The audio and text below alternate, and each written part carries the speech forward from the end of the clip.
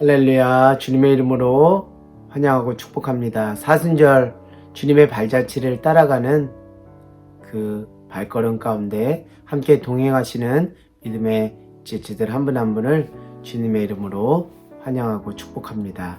오늘 우리가 함께 나눌 묵상, 불의를 강요당했을 때라는 제목으로 함께 말씀의 은혜를 나누는데요. 말씀 먼저 읽겠습니다. 누가복음 15장 15절에서 16절 말씀입니다.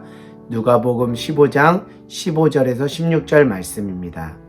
가서 그 나라 백성 중 한 사람에게 붙어 사니 그가 그를 들로 보내어 돼지를 치게 하였는데 그가 돼지 먹는 쥐염 열매로 배를 채우고자 하되 주는 자가 없는지라.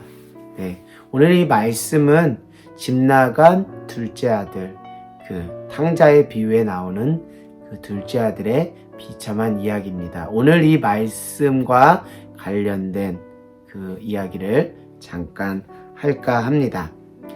오늘의 그 주님의 발자취가 머물렀던 그 곳, 데가볼리라는 곳을 한번 여러분들에게 소개할까 합니다. 네, 데가볼리라는 곳은요, 그 헬라인과 로마인들이 자신의 땅이 아니지만 그 식민지에서 주인 행세를 하였던 땅입니다. 그 헬라인과 로마인들은 그곳에서 화려한 어떤 휴양지 같은 자신들의 그 필요와 이익에 맞게, 구미에 맞게 그 도시들을 리모델링 하는 그런 작업을 하였습니다. 그래서 신전도 짓고 로마식 공회당도 짓고요. 그리고 오락을 즐길 수 있는 곳도, 극장도, 경마장도 세웠고요. 정말 어마어마한 경비를 들여서 로마식 수도 시설도 세웠습니다. 그리고 화려한 건축물을 지어서 황제 이름으로 헌사하기도 하였습니다. 그러니까 오늘날 관광도시로 그 데가볼리를 탈바꿈시킨 것이죠. 그 헬라인과 로마인들이 그렇게 탈바꿈시켰습니다. 근데 헬라인과 로마인들의 그 휴양 도시로서 그 데가볼리에 그 밑바닥에서 그들의 그 어떤 편의를 위해서 유대인들이 갈릴리 그 데가볼리 사람들이 희생을 강요당했다는 것입니다. 전적인 그들의 안락함과 즐거움의 노예로 도구로 전락하게 되었다는 거예요.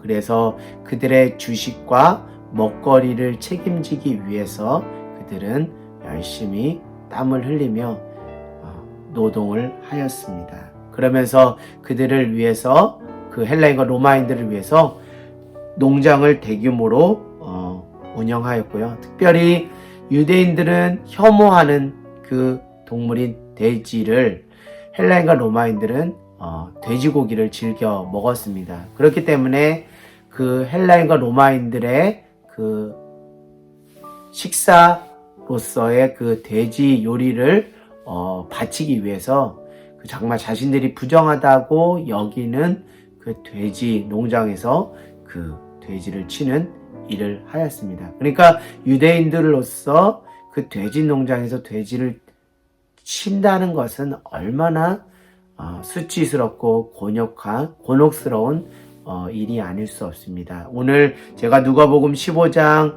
15절에서 16절 말씀에 집 나간 둘째 아들, 그 탕자의 비유에 나오는 배경이 제가 방금 전에 이야기한 것과 맞닿아 있다는 거예요. 둘째 아들이 정말 아무도 할 수 없는, 또 부정하다고 여겨서 다 기피하는 돼지 농장에서 그 돼지들이 먹는 쥐염 열매로 배를 채우고자 하지만 채울 수 없는 그 처참한 그 인생. 그것이 바로 갈릴리, 그 데가볼리 사람들의 현주소였다는 것이죠. 그들은 철저하게 그 헬라인과 그 로마인들의 필요에 그 도구, 수단으로 전락해 버렸다는 것입니다. 그리고 특별히 돼지 농장들은 그 갈릴리 호수 근처에서 그 돼지 농장들이 이렇게 있었는데요. 그래서 사람들은 유대인들, 특별히 유대인들은 돼지를 부정하게 여기기 때문에 돼지 농장에 가까운 갈릴리 호수 자체를 부정한 것으로 여기기도 하였습니다. 그래서 유대인들로서 돼지 농장에 일한다는 것은 그 어느 것보다 가장 큰 고역이었던 것이죠. 사랑하는 여러분, 마치 우리의 삶이 오늘 갈릴리 그 데가볼리 사람들의 모습과 흡사하다고 여겨집니다. 정말 그 세상에 특별히 불의한 곳에 어쩔 수 없이 먹고 사는 문제 때문에 굽혀야 되고 또 자세를 낮춰야 되는 그 비참하고 처량한 신세, 그런 처량한 신세와 그 모습 속에서 그 예수님은 그들을 위로하시고 그들을 격려하시고 또 생명을 주시기 위해서 그들에게 찾아간 것이죠. 사랑하는 여러분, 우리 역시 오늘 말씀 읽은 것처럼 둘째 아들과 같은 그런 현실 가운데 처해져 있습니다. 세속을 위해 일하며 그들이 원하는 온갖 불의하고 부정한 것에 손을 대야 하는 그런 현실 가운데 살아가는 많은 크리스찬들이 있을 것입니다. 정말 무엇일까요? 딜레마에, 특별히 영적 딜레마에 빠져서 하나님의 가치와 또 세상의 가치가 정면으로 충돌하는 그 상황 속에서 어쩔 수 없이 그 세상의 가치를 택하며 살아갈 수 없는 그 처량하고도 안타까운 그 현실의 모습, 그것조차 주님은 정죄하거나 판단하는 것이 아니라 그것조차 긍휼히 여기시고 불쌍히 여겨주시고 둘째 아들이 다시 돌이켜 하나님 아버지, 그 아버지 품으로 갔을 때 아버지께서 그 둘째 아들이 오는 것을 보고 멀찍이서 둘째 아들이 오는 것을 보고 언덕에서 달려가서 안고 입을 맞추고 채색 옷을 입히고 살찐 송아지를 잡아 잔치한 것처럼 다 세상 가운데 지치고 피곤한 우리의 육신을 있는 모습 그대로 안아주고 끌어주시고 사랑하는 아들아, 사랑하는 딸아, 잘 왔다, 너와 더불어 먹자 마시자 하면서 그렇게 격려하시는 그 하나님의 크신 은혜와 사랑이 있다는 거예요. 사랑하는 여러분, 지쳐서 어깨가 축 늘어진 인생 가운데 어깨를 고추 세우시며 cheer업 격려하시며 다시 내가 너를 내 오른손으로 강하게 붙잡아 줄 테니 두려워하지 말라, 놀라지 말라, 내가 어디 가니 너와 함께하리라 하신 그 주님의 약속의 말씀으로 우리를 위로하시는 그 따뜻한 하나님의 그 숨결을 오늘 느낄 수 있었습니다. 사랑하는 여러분, 어려운 세상 가운데, 혹독한 세상 가운데 살아가시느냐? 정말 고생이 많고 수고가 많으십니다. 사랑하는 여러분 절대 혼자가 아닙니다. 주님께서 여러분과 임마누엘 함께 하시고요. 여호와 일에 하나님께서 그 여러분의 걸어가시는 그 모든 상 가운데 앞서서 여호와 일에 하나님의 은혜를 허락해 주실 줄 믿습니다.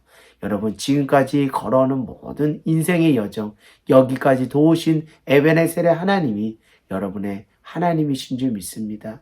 하나님이 함께 하심을 늘 잊지 말고 기억하며 다시금 또 이 땅에서도 하나님의 나라 천국을 소망하면서 하나님 장차 오실 그 주님께서 여러분에게 베풀어 주실 그 상급, 그 약속의 생명의 약속의 그 상급을 기억하시면서 또 하나님의 위로와 또 소망으로 오늘 하루를 승리하는 저와 여러분 모두가 되기를 원합니다. 사랑하는 여러분, 주님께 나아가십시오. 주님께서 여러분의 인생 가운데 쌓아두시고 베푸신 은혜가 있습니다. 그 은혜를 발견하시고 그 은혜의 그 바닷속으로 풍덩 여러분의 인생을 던지는 것이 어떨까 싶습니다. 하나님의 크신 사랑과 은혜 가운데 여러분의 인생을 초대합니다. 그 인생으로 그 은혜의 바닷속으로 들어가는 귀하고 복된 인생 되시기를 주님의 이름으로 간절히